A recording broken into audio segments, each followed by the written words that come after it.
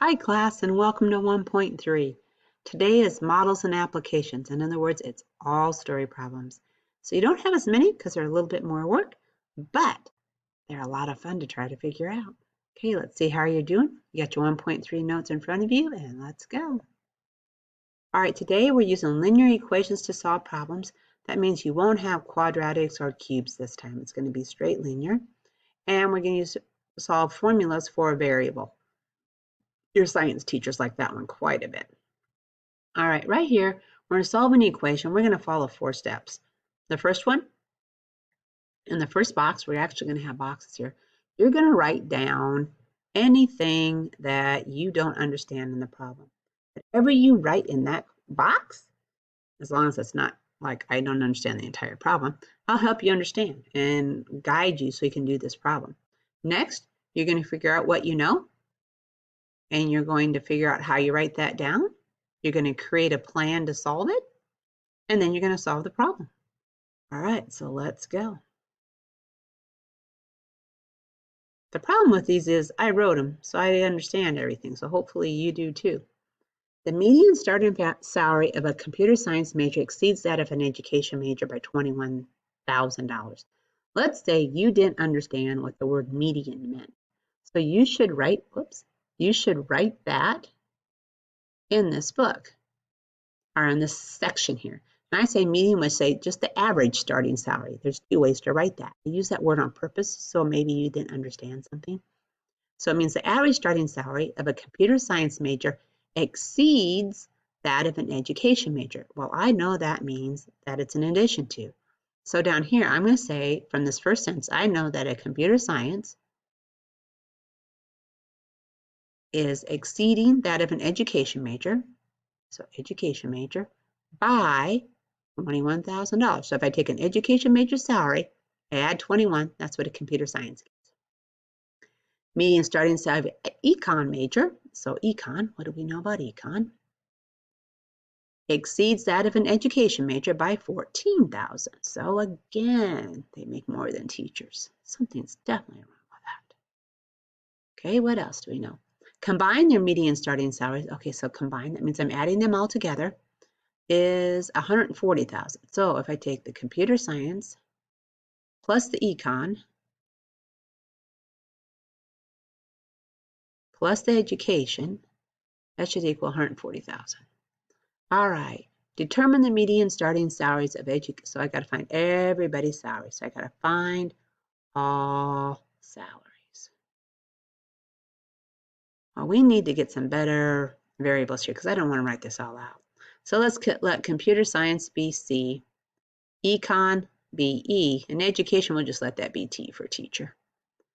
So let's go down here. So I know my plan is I'm going to take the computer science plus the education plus the teacher, and that's going to equal 140.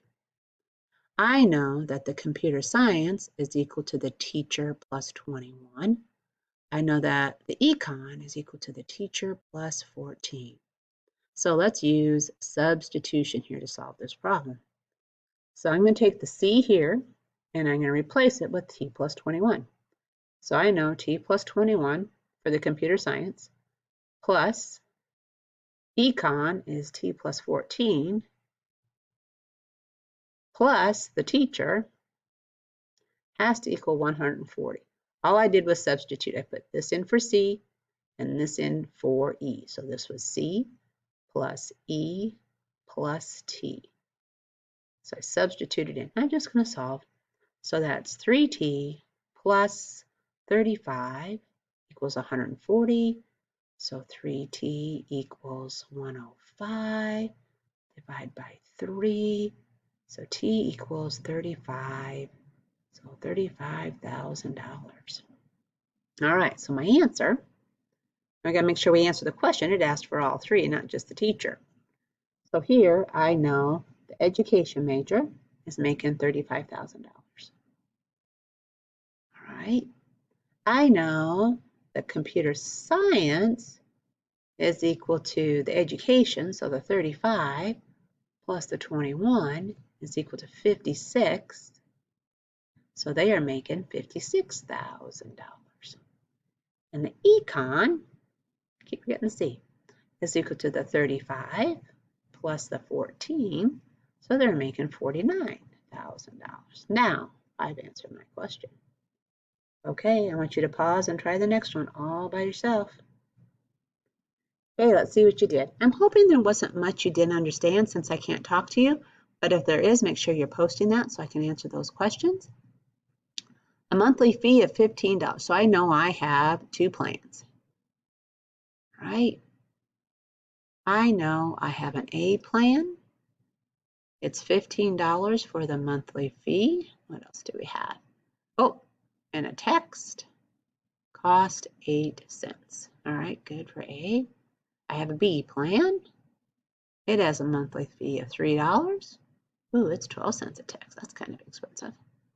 How many text messages will the cost for the 2 plans be the same?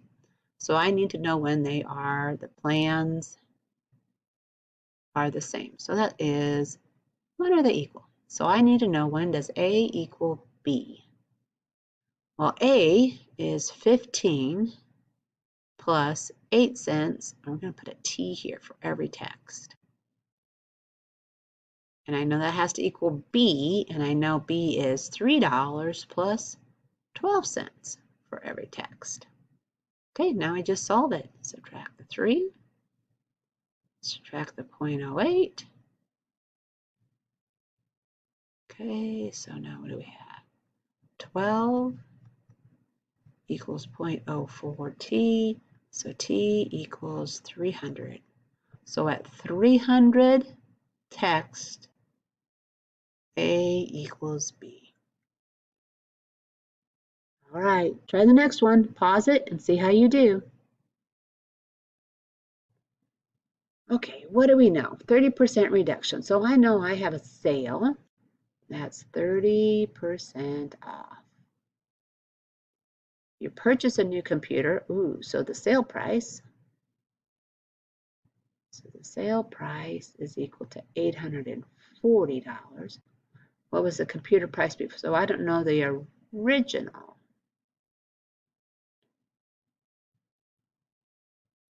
It's what I don't know. Okay, something I would do up here, if this is 30% off, so that's 0.30 off. If it's 30% off, that means I pay 70% of the cost, right? All right, I know if I take the original, let's say we're just going to put a C for a computer. I'm going to let that be C for a computer. I take the original cost of the computer times what I pay, which is 70% of that cost. That has to equal that $840 because that's my sale price. All right, now we just got to solve this. So the computer times 70% is equal to 840. So if I just divide by that 0.70, that means my original computer cost, I got to put that into there. So you guys are supposed to be doing this work for me. I got $1,200. Hopefully I did that right. $1,200. So your original cost is $1,200 for that computer. Not a bad price. All right, pause and try this one. I will let you know that in your no, a simple picture also works. It doesn't have to be words. All right, pause and go. The length of a rectangular basketball court is 44 feet more than the width. So I don't know the width, but I do know the length is I take the width plus 44. All right, I can take that. The perimeter, so all the way around, so my perimeter is equal to 288. Okay, what do I know that 2 times the length plus 2 times the width is always equal to perimeter. We know that formula. Well, I know length and width, so let's plug this in. So that's 2 times the W plus 44, I'm using substitution again, plus 2 times W has to equal 288 feet. Whoops, and I wrote that wrong. Let's put an 88 there. All right, so we got 2W plus 88 plus 2W equals 288. So 4W, I'm going to subtract my 88 while I'm at it, has to equal 200. So W has to equal 50. All right, divide it by 4. Okay, so my W is 50. That means my length is equal to the 50 plus the 44. So my length is 94. So my dimensions are usually length times width, right? So my dimensions are 94 by 50 feet. See, these are kind of fun, don't you think? All right, these are for the science people, so that you learn how to solve for variables. I'm solving for W. That means I want you to get W by itself. Pause and try it. Your first step, you should have subtracted the 2L, because I need to get this on the side of the equation by itself. So now I have to get the W alone, or I have to isolate it. So to get the W all by itself, I divide by 2. So I get P minus 2L over 2 equals W. Now, in the past, I have a lot of people try to cancel these 2's. Why can't you do that, are you thinking? And the reason is I don't have a 2 over here, because the P is divided by 2 and the 2L is divided by 2. So you have to have it in all three in order to cancel it. Okay, pause and try yours. A little bit trickier because I have a C here and here. I'm hoping you remember to factor. Okay, if you needed that hint, pause and try again. So now P equals, we're going to take the C out. That leaves me 1 plus M, because remember, if I distribute it, I have to get this back. So that would give me C, and that would give me MC. So we're doing it right. Now I got to get C by itself, so I just divide by everything in the parentheses. So this is going to cancel. So P over 1 plus M is equal to C. You're really just remembering order of operations. All right, it's homework time. Remember to post your discussions, and I hope you do well. Have a great day. Bye.